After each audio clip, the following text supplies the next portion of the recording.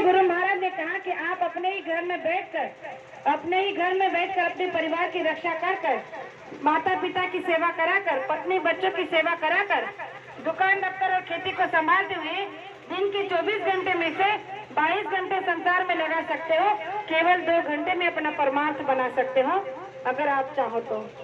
सोचो कितना कम समय इस कलयुग में होते हुए भी फिर भी 1 घंटे के अंदर में गुरु महाराज ने कहा कि आप अपने जीवात्मा को जगा सकते हो।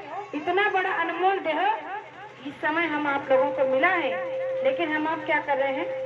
हम केवल ये चाहते हैं कि संसार मिला है तो संसार में ही पड़े रहे, अन्य बातों के बारे में सोचने की जरूरत नहीं है। ये काम केवल संत महात्माओं का है, ऋषि मुनियों का है, इसलिए वही इसके बारे में सोचे। तो गुरु महाराज ने कहा कि ये आपकी अज्ञानता होगी, क्योंकि ऋषि मुनियों के अंदर भी वही जीवात्मा है जो हमारे आपके पास में है। इसलिए तो गुरु महाराज ने इस देश की देवियों को कहा है मंच से कि हे देश की देवियों, तुम मेरे पास आओ, मैं तुम्हें दुर्गा बना दूंगा, मैं तुम्हें सीता बना दूंगा, मैं तुम्हें अनुसया बना दूंगा, मैं तुम्हें द्रौपदी बना दूंगा। लेकिन हम आप बहनें जाना ही नहीं चाहती, हम गुरु महाराज की बातों को मानना ही नहीं चाहती, तो सीता सावित्री दुर्गा कैसे बन सकती है? इसके पश्चात गुरु महाराज ने कहा कि हे देश के भाइयों, तुम मेरे पास आओ, मैं तुम्हें राम बना दूंगा, मैं तुम्हें कृष्ण बना दूंगा, मैं तुम्हें भरत लक्ष्मण बना दूंगा।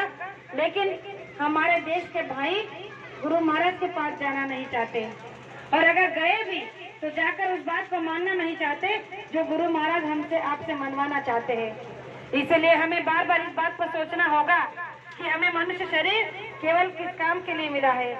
तो गुरु महाराज ने कहा कि मनुष्य शरीर बड़े सौभाग्य से मिला है, जिसे पाने के लिए 33 करोड़ देवी देवता इच्छा करते हैं। रामायण में एक चौपाई आती है गोस्वामी जी महाराज की, उसमें लिखा गया है कि बड़े भाग मानुष तन पावा, सुर दुर्लभ सब ग्रंथन गावा। उसमें गोस्वामी जी महाराज बताते हैं कि बड़े भाग्य से ये मनुष्य शरीर मिला है, जिसे पाने के लिए स्वर्ग में रहने वाले 33 करोड़ देवी देवता इच्छा करते हैं कि अगर मृत्यु लोक में हमें मनुष्य का शरीर मिला होता तो आज हम भी बड़ा पूरा गांव में जाकर सत्संग को सुन रहे होते। तो सोचो इतना बड़ा सौभाग्य हमें मिला है जो देवी देवताओं को नहीं प्राप्त हो सका, तो हम अब क्या कर रहे हैं?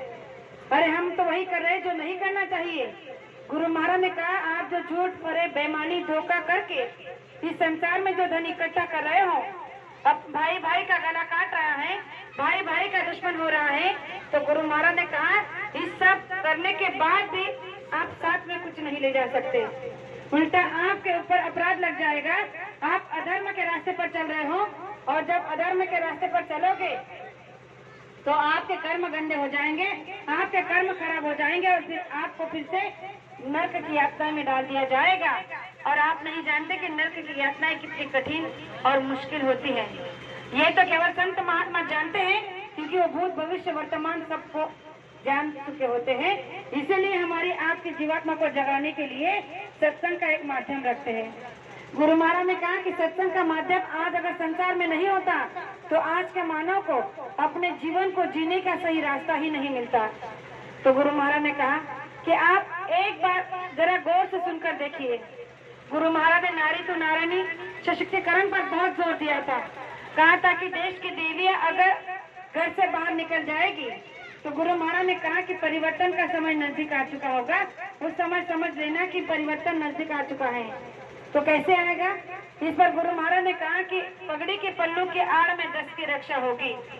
पगड़ी के पल्लू के आड़ में का मतलब है कि एक बहन और एक भाई अगर परिवर्तन का श्रेय लेने के लिए, धर्म का प्रचार करने के लिए, अगर जन जागरण के लिए घर से बाहर निकलकर शाकाहार का प्रचार करने के लिए निकल पड़ते हैं, तो गुरु महाराज ने कहा कि आने वाली मुसीबतों से उनकी रक्षा हो जाएगी और उनके परिवार की भी रक्षा हो जाएगी। इसीलिए तो गुरु महाराज ये बात कहना चाहते हैं, आज देवियों का बहुत बड़ा योगदान है। गुरु महाराज ने कहा कि आगे चलकर